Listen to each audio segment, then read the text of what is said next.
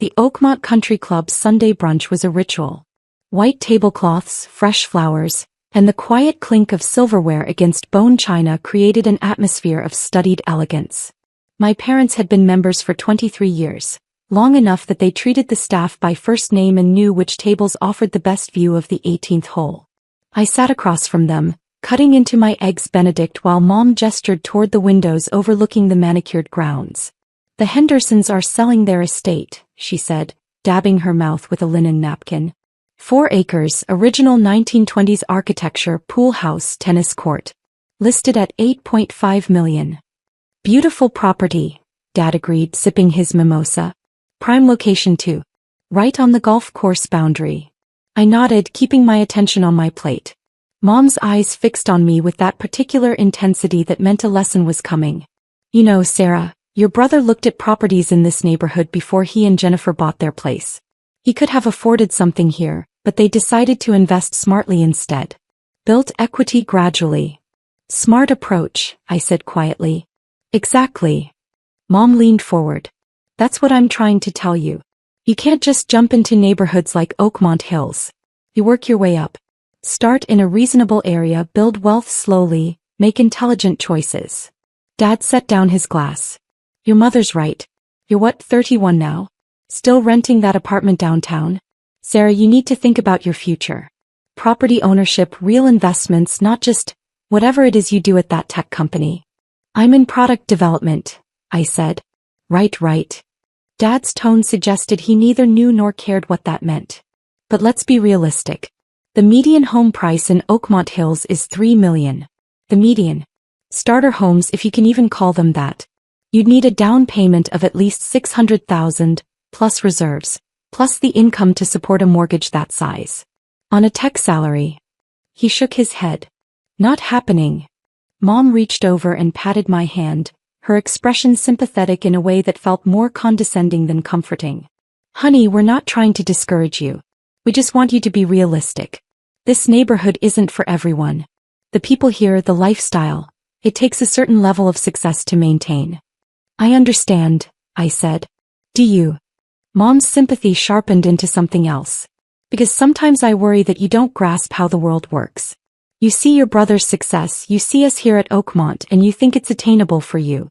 But Marcus went to Wharton. He's a partner at his firm. He made strategic career choices. While you bounced around tech startups," Dad added.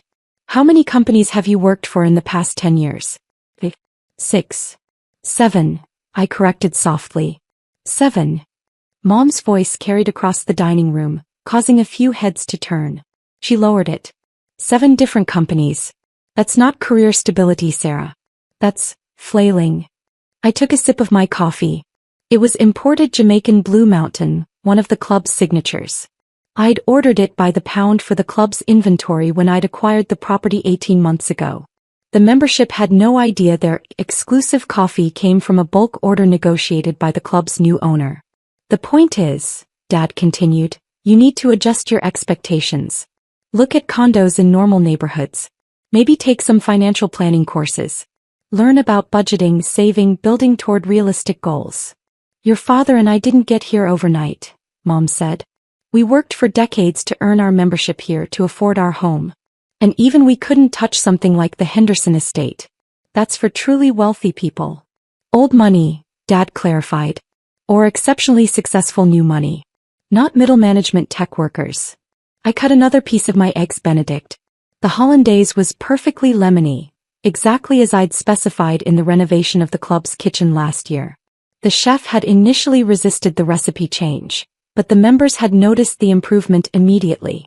"Are you even listening?" Mom asked, irritation creeping into her voice. "I'm listening," I assured her. "Then why do you have that look on your face? That stubborn look you get when you think you know better than everyone else." "I don't think I know better," I said honestly. "I'm just enjoying brunch." Dad glanced at his watch, a Rolex he'd bought to celebrate his retirement. "We should wrap this up soon. I have a tea time at noon. Playing with Jim Henderson, actually. He's been telling me about the offers they're getting on the estate. Apparently there's a bidding war. Someone offered $9 million all cash." $9 million, Mom repeated, looking at me meaningfully. "All cash. That's the kind of buyer who belongs in Oakmont Hills. Marcus, my older brother, appeared at our table with his wife Jennifer. Both wore tennis whites, fresh from what I assumed was their morning doubles match. "Mom, Dad," Marcus said, kissing Mom's cheek before clapping Dad on the shoulder. "Sarah." He nodded at me, the greeting noticeably cooler. "Marcus." "Jennifer." Mom's entire demeanor brightened. "How was your game?" "Crushed the Williamsons," Jennifer said with a laugh, settling into an empty chair. 6-2, 6-1. "They're talking about arranging a rematch next week." "That's wonderful," Mom said warmly. "Sarah, you see? This is what we mean about fitting into a community. Marcus and Jennifer are active members here. Tennis, golf, the social events. They're integrated." Marcus ordered a Bloody Mary from a passing server. "What are we talking about?" "The Henderson estate," Dad said. "I was just explaining to Sarah that neighborhoods like this require a certain level of achievement." "Oh, the Henderson place?" Marcus leaned back in his chair. "Beautiful property. Way out of most people's league though. Jennifer and I could maybe swing something like that in another 10 years if my partnership shares keep appreciating." "See?" Mom turned to me. "Even Marcus, with all his success, sees that property as aspirational. You need to understand the ladder, Sarah. You can't skip rungs." Jennifer, who'd always been kind to me despite my family's dynamics, offered a gentle smile. "Have you thought about looking at properties, Sarah? There are some nice neighborhoods east of downtown. Good starter areas." "I haven't been looking actively," I said. "Well, you should," Marcus said. "You're not getting any younger. Real estate is how you build generational wealth. It's investment 101. A man in a dark suit approached our table. Robert Chin, the club's director of operations. He'd been working at Oakmont for 15 years, long enough to know every member by name and preference. He also happened to know exactly who owned the club, though he'd been sworn to absolute confidentiality. "Mr. and Mrs. Morrison," Robert said with his practiced professional smile. "Marcus, Jennifer. Good to see you all this morning." "Robert," Dad said jovially. "Excellent brunch as always. That chef you hired knows his way around a hollandaise." "I'm glad you're enjoying it, sir."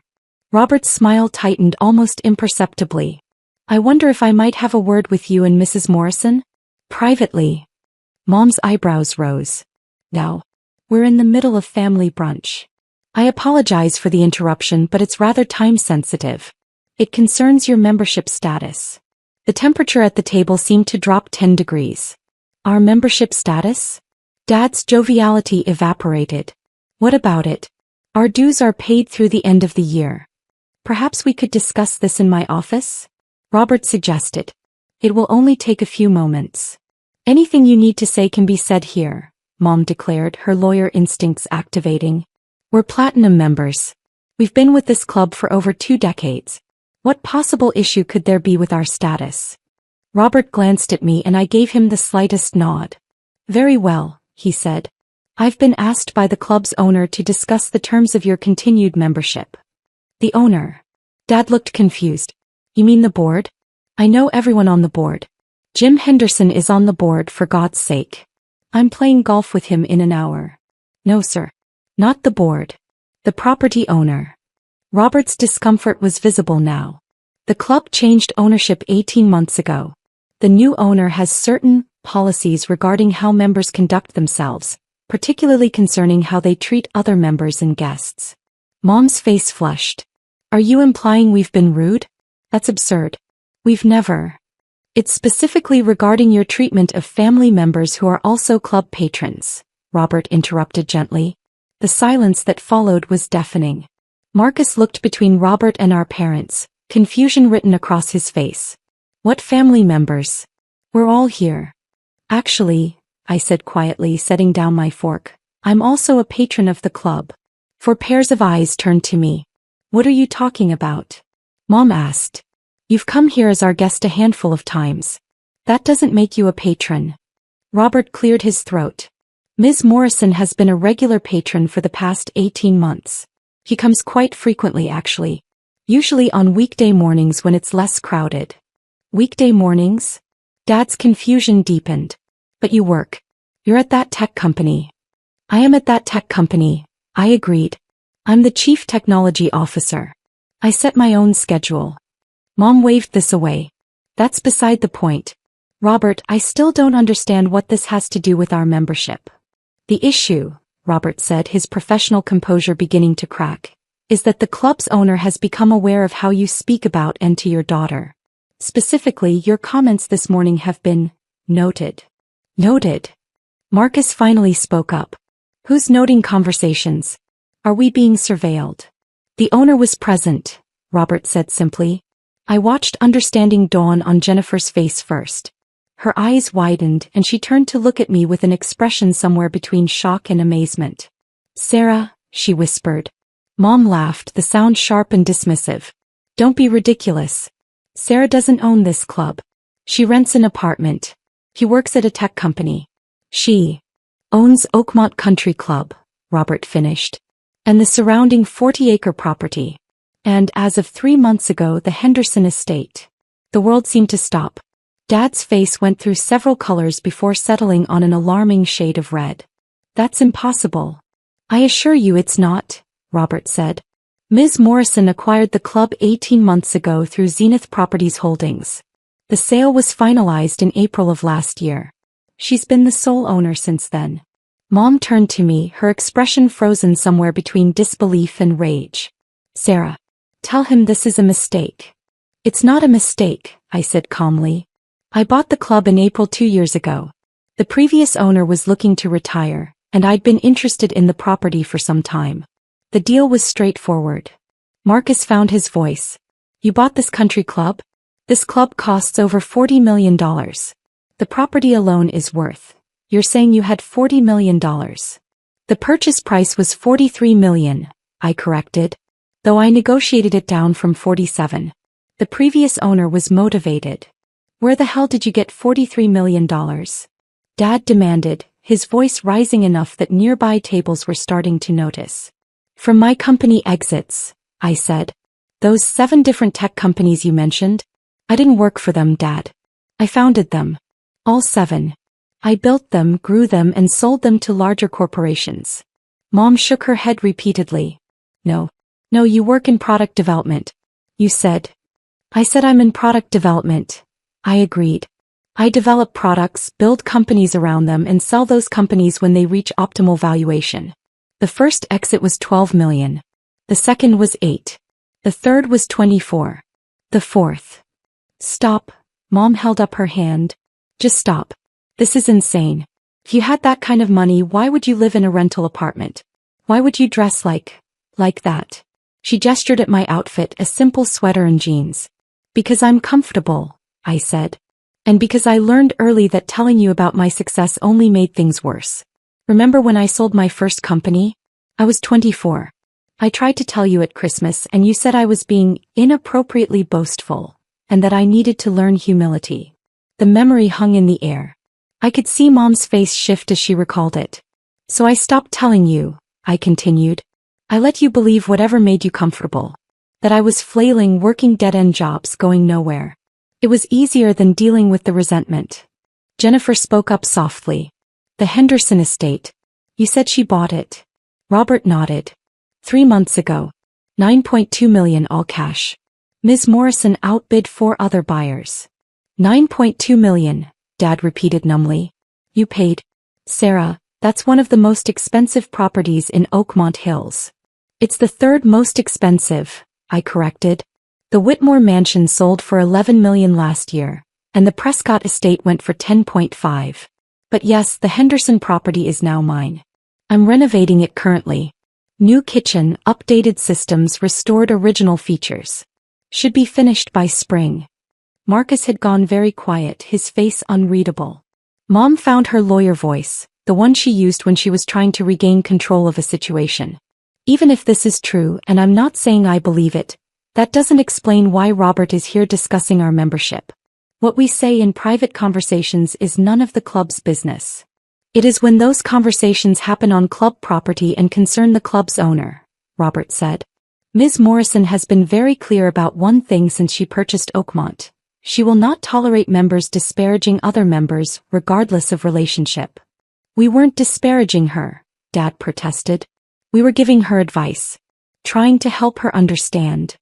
That I'll never own property in Oakmont Hills? I quoted his words back to him. That this neighborhood is too exclusive for me? That I need to adjust my expectations and look at condos in normal neighborhoods. The color drained from Dad's face. For the past 18 months, I continued, I've listened to these brunches. Every Sunday the same themes. My career instability.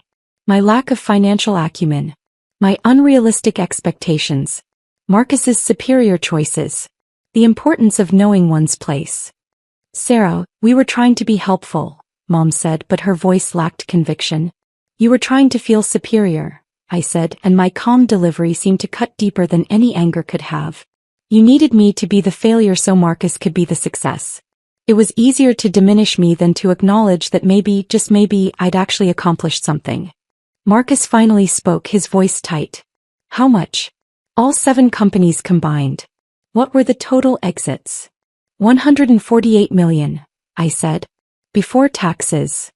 Jennifer made a small sound. Marcus's Bloody Mary sat forgotten on the table. After taxes and investments, my current liquid net worth is around 93 million. That's separate from property holdings and equity stakes. I own Oakmont Country Club outright, the Henderson Estate, 3 other properties in this neighborhood and a commercial building downtown. I also have significant stakes in 12 currently operating tech companies. Robert cleared his throat. Which brings us back to the membership situation. Ms. Morrison has requested that I inform you that your platinum membership is under review. Review. Mom's voice cracked slightly. On what grounds? On the grounds that the owner has discretion over membership, and the owner feels that your continued presence at the club may not align with the community standards she's working to maintain. Dad stood up abruptly. This is blackmail. You can't kick us out because of a family disagreement. Actually, I said, I can. The membership agreement you signed has a clause allowing ownership to revoke membership with 30 days notice for any reason. It's on page 47, section 12, subsection C.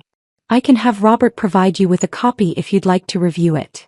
You're seriously going to kick your own parents out of their country club? Marcus asked, and I couldn't tell if his tone was incredulous or impressed.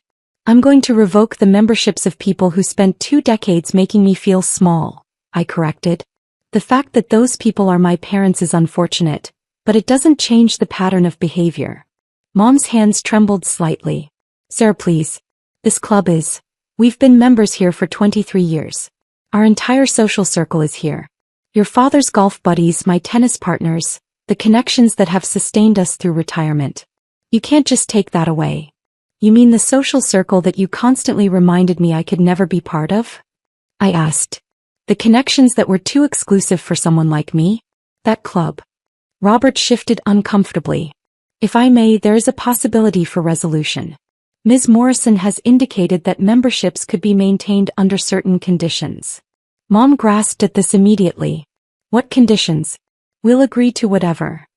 3 conditions, I said, holding up fingers. First, you acknowledge specifically and clearly what you've done. Not a vague apology, not a sorry if you felt hurt. A real acknowledgement of 20 years of systematic diminishment. The silence stretched. Second, I continued, you stop comparing me to Marcus. You stop holding him up as the standard of success that I've failed to meet. You recognize that people can succeed in different ways and that my path, while different from his, has been equally valid. Marcus looked down at his hands.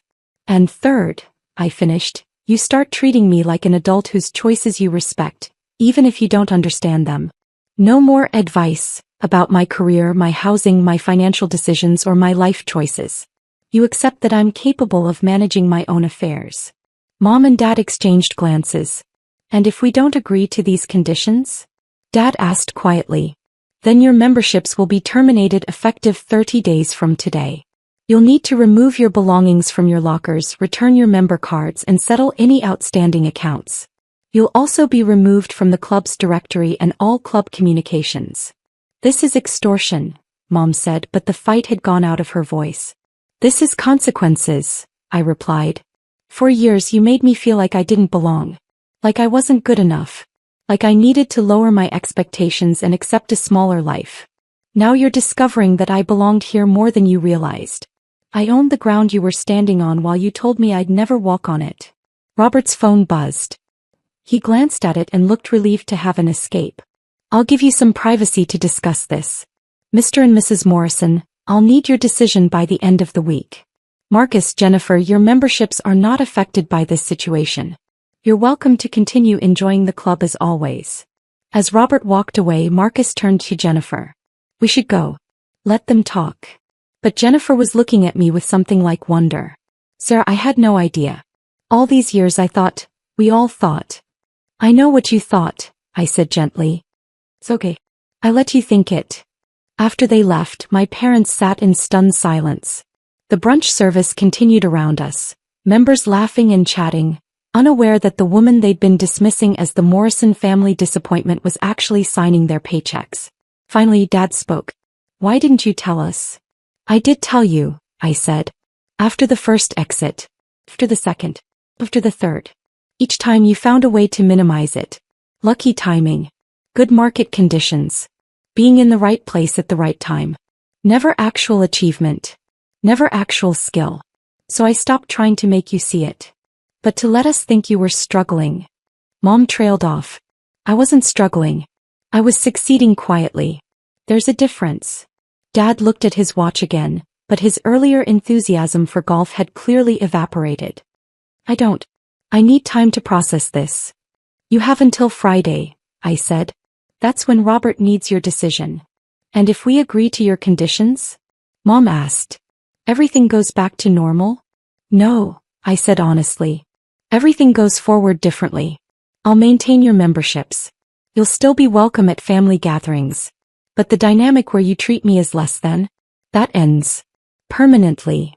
Mom's eyes filled with tears, and for the first time, I felt a flicker of something other than calm resolution. But I didn't let it change my stance. I need to go, I said, standing and placing my napkin on the table. I have a meeting with the contractors at the Henderson estate. We're discussing the timeline for the pool house renovation.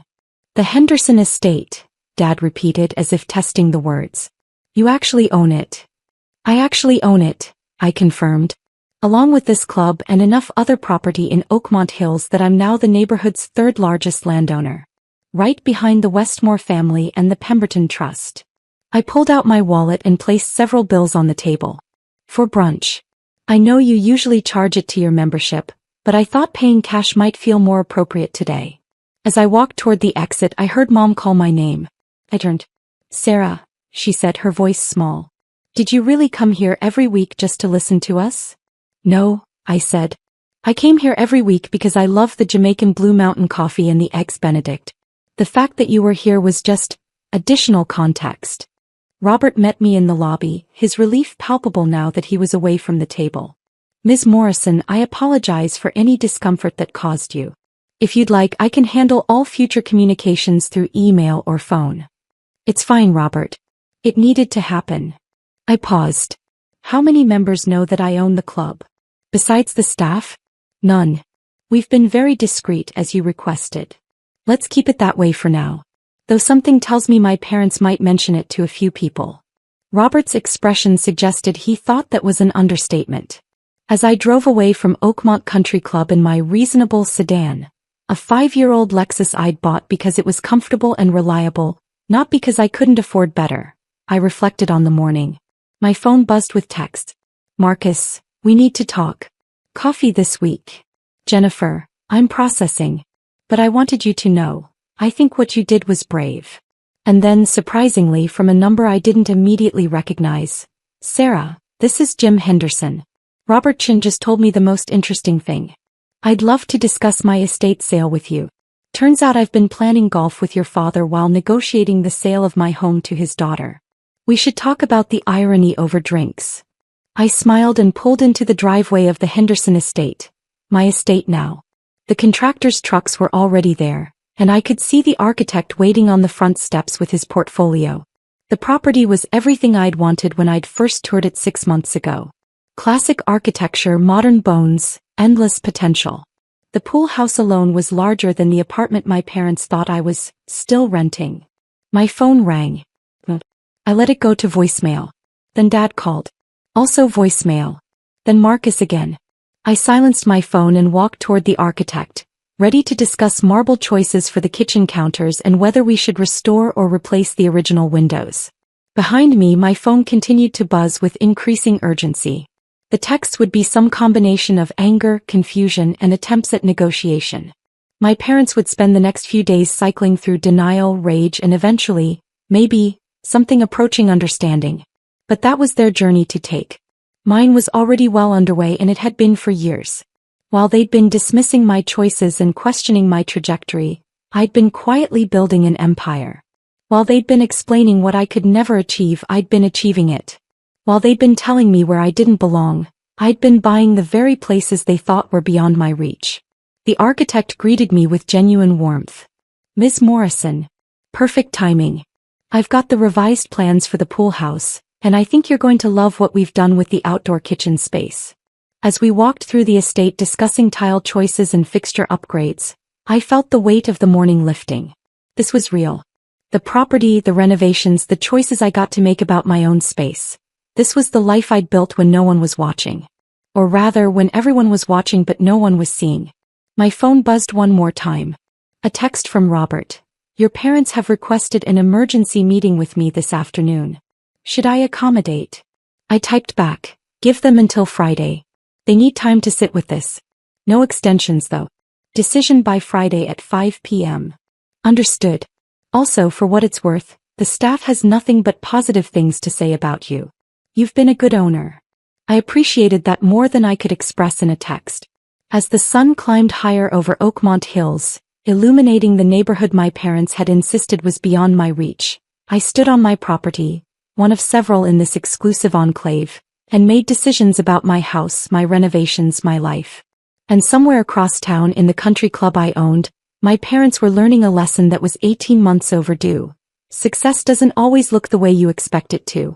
Sometimes it looks like a quiet woman in a sweater and jeans, sipping coffee and letting you underestimate her while she signs the deed to your entire world. The architect was still talking about the pool house when my phone buzzed one final time. A text from Grandma. "Your mother just called me crying about country clubs and property. I told her I'd taught you better than to brag, and apparently I taught you so well that nobody knew you owned half the neighborhood. Well done, sweetheart. Lunch next week? Your treat, I assume, since you're apparently buying estates." I smiled and typed back, "Lunch sounds perfect. And yes, my treat. I'll even let you pick the restaurant. Any recommendations?" "Well, I own a few places downtown. But let's go somewhere neutral. Wouldn't want you thinking I'm being inappropriately boastful." Her response was immediate. "Your mother is an idiot. I'll meet you at Marcello's. Tuesday at noon." I looked up at the Henderson estate, my estate, standing proud against the morning sky, and felt something settle in my chest. Not vindication exactly. Not revenge, though it certainly had elements of that. Something quieter and more profound. The simple satisfaction of being exactly who I'd always been and finally letting the world, starting with my family, see it. The contractor's radio played soft jazz as we walked through the rooms, planning the future of a property my parents had used as evidence of my inadequacy just hours earlier. And somewhere in the Oakmont Country Club's dining room, my parents sat with cold coffee and the dawning realization that the child they'd dismissed owned the very ground they'd spent 2 decades treating as sacred. Friday would come soon enough. Until then, I had a pool house to renovate and a life to continue building, one underestimated achievement at a time.